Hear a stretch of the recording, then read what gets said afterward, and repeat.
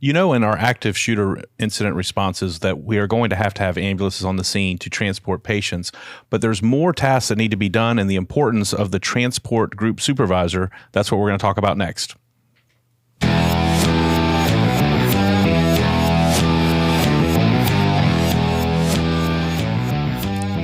All right, welcome to the National Center for Integrated Emergency Response. My name is Adam Pendley. I'll be hosting our podcast today. With me today is Bruce Scott. Welcome to the studio. Thank you, Adam. Yeah, Bruce has got over 30 years in the fire service, and we'll be able to add some to the conversation, I hope. And so. Kami Mertz, law enforcement background. Yes. Yeah, yep. And so nice welcome back. Here. Yeah, Thank you nice so much. to be back. So we're going to talk a little bit about, as we go through the checklist on the active shooter incident management in this process, we know that as we build the response, we get those contact teams in there, they push towards the active threat. At some point, we're building a casualty collection point, and we have the fifth officer concept or the fifth man concept where you have that tactical group supervisor that gets close to the scene enough to control what's going on, to give direction to those follow-on resources. But then we talk a lot about tactical triage and transport. So that triage group supervisor and that transport group supervisor come down range and they work shoulder to shoulder with tactical. And we kind of have talked a lot about the importance of tactical and triage working together, but let's talk a little bit about the transport group supervisor. Bruce, what do you think? I can tell you that I think that having the transport group supervisor co-located with triage and transport is critically important. Oftentimes it gets overlooked, if I can be honest. It's one of the last positions filled, it seems like, if people are doing it right. But they have a lot of responsibility to make sure that we're getting the wounded off to a medical facility pretty quick, right? Responsible for coordinating the ambulance movement, if you will. Very good. So if you're working that tactical position on a critical incident or an active shooter event, what's some of the information you would look to your transport group supervisor to help you with? So I'm going to want to know, obviously, what's going to be an ideal situation or ideal location for the ambulance exchange point, and where that's going to be is going to determine how many security element I need, and all of those kind of things. What I'm going to need for a corridor, possibly, depending on the location, to the casualty collection point, to the ambulance exchange point, and also how many ambulances we have on standby to come and pick up patients, to know that what is the recall on that, how many do we have going down, how many do we have coming back. Excellent. So, and I think, we talked about those contact teams that come in, and I know one of the things they initially report is how important that injury count is. And it doesn't necessarily have to be exact, and it doesn't have to necessarily even be whether they're serious or minor or red or green at this point, but saying that you have 8 or 10 down and then 5 more down as you continue to move through the building. From a fire EMS perspective, how important is that early intelligence? Adam, that falls directly on law enforcement to give us an idea of the amount of resources we are going to need to not only treat, but also transport, right?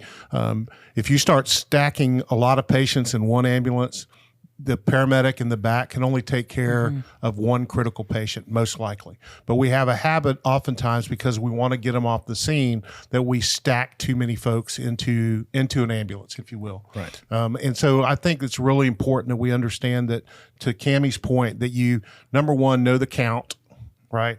And then that law enforcement gives us that count pretty quick. And then lastly, from law enforcement as a transport group supervisor, I would want to know, does she have security elements in place at our ambulance exchange point before we ever move an ambulance? Absolutely. So if you look at the checklist, most of our areas, the different jobs that have to be done, always start with that get a verbal briefing. And it's likely that a triage and a transport group supervisor may be moving downrange together to meet with tactical, or they may come separately. If they're first arriving, what are some of the things you're going to brief them on? To let them know at least what are our patient numbers, what are our, like Bruce mentioned, it's going to be important for how many critical patients to go into each ambulance. And so they, depending on the numbers, depends on the amount of ambulances. They can't put too many reds inside one ambulance. So that number is going to be very important for them to know, so they can start making the hospital counts and everything. So that's going to be the first thing that I'm going to do, is let them know where the casualty collection point is, so they can start getting an idea of where a good ambulance exchange point is going to be, and also what type of patients that we're looking at currently. Absolutely. And I think we've hit on this already, is that they have to be co-located, right? I mean, tactical triage and transport have to be standing side by side. 100%. You mentioned that they may be going downrange at the same time. So your initial briefing will come from your tactical group supervisor, right? So not necessarily your triage group supervisor giving you the latest intel, but law enforcement's first contact teams giving us an estimated count of injured people with what we would need during that briefing. Absolutely. And with the tactical group and the transport, another good thing that I forgot to mention earlier is that when we're talking about that kind of tag and go response, that's a really good thing for the tactical and transport group to be saying, I have an ambulance going down, so that tactical response can relay to the RTFs so that we're not just stacking patients at an ambulance exchange point, that we're holding them in casualty collection point until that ambulance exchange or that ambulance is on the way and we're moving that patient at the time. Because we often see in trainings, especially, that people like to just stack everybody at the ambulance exchange point. Now we've created a second casualty collection point really there. Another security issue. Right? Absolutely. Yeah. And so that's another important thing for that our tactical and transport to be talking about. Yeah, absolutely. And we know in many of the agencies that we see, the fire service and the medical part might actually be part of the same agency. And so these might be two officer types that work together a lot, but we go to a lot of areas where the EMS is a third service, right? So what are the challenges of getting co-located and getting that work together started in those areas that you've seen, Bruce? Anybody that's ever heard me talk on a podcast or anywhere else will tell you that I preach you do training beforehand, right? You have had to have those previously established relationships, and that makes things go a lot simpler. If I'm trying to meet you at an incident, there's a good chance that our policies conflict, right? So we need to have those conversations. We need to have a policy in place, and we need to have trained to that policy. Right. And I think, unfortunately, we have seen in some instances where an EMS service, they set up their own kind of little command area and their own staging, and they're separate from the rest of the response because maybe they're just pushing ambulances. But again, it's just one part of the checklist, but really driving home the idea that tactical, triage, and transport have to be co-located in the same way that you have to have representatives from law, fire, and EMS even in the command post a little further up range, but you need them downrange working together to make those critical decisions. Because I think you already hit on it, Bruce, but like just something as simple as determining routes. What does that mean? Determine routes. I mean, if you're not careful, you could send ambulances to the wrong place through a potential hot zone. We need to have those conversations with our tactical group supervisor. Hey, what's the best way, not only where the ambulances are going, but how they get there, right? We want to make sure that we're not putting those ambulances unnecessarily into harm's way. Right. Absolutely. And then this idea of a separate radio channel. We were kind of chatting about that earlier. Like, what are the advantages and disadvantages of potentially putting transport on their own radio channel? Anytime you split channels for any reason, it just becomes a little more complicated, right? Your command post needs to be listening to multiple channels. Your staging needs to be listening to multiple channels. So it adds just an extra degree of difficulty. However, if you feel like you need to split channels, Adam, I think honestly, that's your low-hanging fruit. Your transport group supervisor, flip over to channels. He can give direction to the ambulances, and that takes him out of the conversation of moving the rescue task forces and those conversations that are happening real time. Right. So I think Amy and Bruce both, kind of in the area that we're familiar with, there are kind of a lot of hospitals to choose from. We have a lot of medical facilities to transport people to, but the next thing on the checklist is to get those hospital counts. And not all, I think we've told the story before of one of our other NCR instructors whose brother was injured in an active shooter response, and because of just the number of patients that were being transported, I think that if we remember the story correctly, they got him into a police car and got him to a hospital, but he was turned away because they just didn't have the capacity to help address that injury at the moment. Now that officer ended up being fine and everything else, but what are some? How does that work in the hospital world? All right. Well, first off, we need to find out what our hospital availability is. But keep in mind, that's just a moment in time. How many patients they can take and the severity of those patients. However, that can change minute to minute. And our goal, realistically, is to get patients to the most appropriate medical facility. So to your point, Adam, what happened there was they thought they were doing the right thing. They put him in an ambulance or put him in a police car, drove him to a hospital, and that place was already filled up with patients, right? So think about that. Yeah. They've turned away a law enforcement officer that's shot in the neck and say, hey, you're going to have to take him somewhere else. Wow. So we're trying, as a transport group supervisor, oftentimes that's your responsibility to try to get folks, for the most part, to the most appropriate medical facility. Right. So we've talked about this part already just in the conversation so far, but this idea of transporting patients from the ambulance exchange point. And you've talked a lot about like helping, the RTFs may help pick out a location, but you're also working directly with transport to understand the security needs and the routes to get to that ambulance exchange point. But from a law enforcement perspective, why can't we just send all 10 ambulances down to the ambulance exchange point right now? Well, because obviously at this point, we've created a warm zone pocket area, right? So we're still at a hot zone capacity and anything could break into a second incident. We're still considering this area a hot zone. So what we don't want to do is send all of our ambulances down and take the risk of an active situation happening and all of our ambulances being downrange. Right. It is going to be the safest, and even for security to be able to meet the needs, is to do it at least one at a time or as minimal as possible to get them in and out. Sure, one or two at a time. And yes. Now I've heard of best practice, Bruce. I want to get your thought on this. I know we have a staging area that hopefully the staging area is fairly close, but can you start getting them, can they start moving forward just a bit so that one or two in and out goes quicker? Yeah, I think that's another instance that comes down to training and practicing with each other. I can honestly tell you that we talk about beating the clock, and they feel like if they stack those ambulances up in the ambulance exchange point, it's beating the clock. Right. Where it's the seconds that really don't, can I say that, don't really matter at this point. But to your point, if we could stack them close, where law enforcement has told me that it is somewhat safe, and then as one ambulance leaves, you bring another ambulance in. Right. So getting them in and out as quick as you can. I think what we're trying to say is that ambulances piling up on each other can actually add seconds. Those are the seconds that you're actually losing. You're not really saving them. So those are the, and I think there's some. And I like that you remind us all that, that we're fighting two things, the criminal and the clock. And we do a pretty good job of addressing the criminal, but then things can sometimes bog down and we lose lives because of the clock. So, always beating that time. All right, Bruce. So now this might get into some different people's policies and medical directors' guidance and stuff. But on the checklist, it says target 3 per ambulance, 1 red, 1 yellow, 1 green.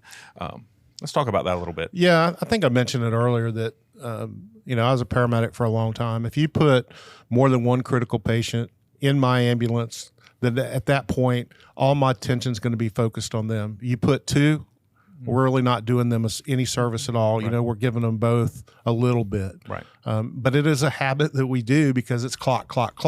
We're just going to stack them into an ambulance and get them off the scene, but we're not doing what's appropriate. Right. So, what we teach in our text is put a red patient on the stretcher, take a yellow that's, moderately hurt, that's stable, put them on the bench seat of an ambulance, and then a green patient, somebody that's just, just a little bit injured, you could put them in the right front seat. Where I came from, our medical director refused to let anybody sit in the right front seat. And I believe that's what you're referring to, Adam, with policy, right? So you need to think about patient care and think about policy and how you can merge those two things together. Are there exceptions to the rules at certain periods of time? Sure. Absolutely. And again, that's all part of that pre-planning and training sort of thing. And you have to ask yourself, if you had an incident with 20 or more patients and, and you're in an area that doesn't have a steady flow of transport vehicles that can get in there quickly, maybe you are going beyond the normal day-to-day standards, if you will. Exactly. But again, patient care and getting them to the hospital is the primary thing, because we talk a lot when we introduce this topic that, a good paramedic can do a lot to extend someone's life on the scene. But at the end of the day, if you're shot in the main part of your body, you're going to need surgery. You're going to need to be in a hospital. Neck to navel, you need to be in the surgical suite. Yeah. And again, we talked about this distribute to the hospitals. Again, once you have that hospital count, you're getting the patients where they need to be. But then this might often be overlooked as well. But from a law enforcement perspective, keeping a good transport log, maybe if possible, even including the patient names, but at a minimum, knowing exactly where all the hospitals that they were transported to. Why is that so important to us on the law enforcement side? Well, for for one thing, this is an investigation. So all of those people are witnesses. All of those people have been involved in this crime and are victims or witnesses to this incident. And it's also going to change. We're going to need security elements at each hospital that they were brought to. And so that's going to be for how many resources we have left are going to be distributed among those hospitals. And that's going to be a big component for us. Absolutely. And in many instances, that transport group supervisor is going to get that call that we now have the suspect that needs to be transported. What are you looking for in that situation, Bruce? If I'm the transport group supervisor, I'm going to turn around to my tactical group supervisor. I said, we need a law enforcement officer to be with that ambulance when they're being transported. And another thing we could do, is it okay if we hook them up in staging? Right. In the staging area, Cammie, is it all right if we take a law enforcement officer out of staging, put him in that ambulance, and let him or her move forward to that scene beforehand, again, help him beat the clock, but also providing for the security of our crews? Right. Because, interestingly, and I understand why it happens, a lot of times when when we're in training, we'll see downrange, someone from that initial contact team wants to ride with a suspect. Right. Well, the investigator might have an issue with that. If you've been involved in the officer-involved shooting aspect, you probably shouldn't be riding to the hospital with the suspect. Remember that we have all those resources at staging that we can put a law enforcement officer in the transport unit and send them downrange. And another, excuse me, Adam, I think it's also important to note, we would try to avoid having the suspect go to a hospital where any of our patients are, if at all possible. Right. Right. Obviously for, a lot of reasons. Absolutely. So I think, as we start to wrap this up, the idea that it's more than just calling for the ambulances and getting them sent to the scene. I think the tasks that, if you just looking at the checklist, the tasks that the transport group supervisor has to do is more robust than that. But again, tactical triage and transport working together, I think, is really the key. Yes. I would say, I'm sorry. No, go ahead. I was just going to say, we've preached this from day one. The only way we're ever going to be successful on a critical incident is to be integrated. We have to be working together. And if you look through the way we do things with our checklist, at every position, there's a fire, law enforcement, potentially an EMS person with them at every location. And we're not talking to each other on the radio. We're talking with each other face to face. And if you really want to talk about being successful, that has to happen. Absolutely. Yeah. No, and having those resources not only at the tactical triage and transport, but having it staging too, that triage, transport, and law enforcement personnel also at staging, those personnel represented there, to be able to coordinate together of how many resources are on scene and reminding their tactical triage and transport how many resources they have in that flow, and to just make sure that you remember that transport is such a vital component of saving lives, that it's not only just triage and tactical, that transport is really who's going to save the majority of the lives, getting them in and off scene. Absolutely. And it should all happen in rapid succession. Yes. If you train to this process, you have those contact teams that go in, they address the active threat, then they identify casualty collection points. Shortly thereafter, triage should understand where the RTFs are needed, that the RTFs need to go to these casualty collection points. Shortly thereafter, the RTF should be talking to triage about potential locations for a good ambulance exchange point. Yes. Transport should then be talking to staging about getting some transport units down this route into the ambulance exchange point, getting them off the scene. And if you're in one of the management positions where you're cross-checking that these things are happening and you're not hearing those things happen in rapid succession, that's something you need to jump in and start getting fixed now. Because we have seen too many times where, again, law enforcement, they want to get in there and deal with the active threat. You have the triage that's for a variety of reasons, they're trying to understand where their more serious patients are. So a lot of talk about red and yellow and green patients and where they're located at, but then it stalls a little bit. That's oftentimes where we see the gap, is between law enforcement and triage figuring out where the patients are located, getting the RTFs there, but then there's some lag time between getting that transport started. Right. And I think that kind of falls under the kind of responsibilities of the rescue task force that are in that space, right? If I was on a rescue task force, I would look to my law enforcement partners, hey, we need to be thinking about an ambulance exchange point that you can secure, or law enforcement can secure, that we can bring our ambulances in and out. And the faster we do that, in downrange, I believe it makes all of that you just mentioned intervention go quicker. Absolutely. I think what's one of the biggest things that we see, especially in training, is that there is always that delay that RTFs get on scene, they start treating, and then they consider the ambulance exchange. And it really should, as soon as they get on scene, you have created enough of a warm zone at that point to start that ambulance exchange process.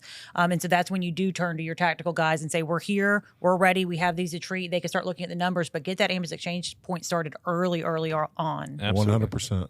So let's wrap up. Bruce, what are your final thoughts?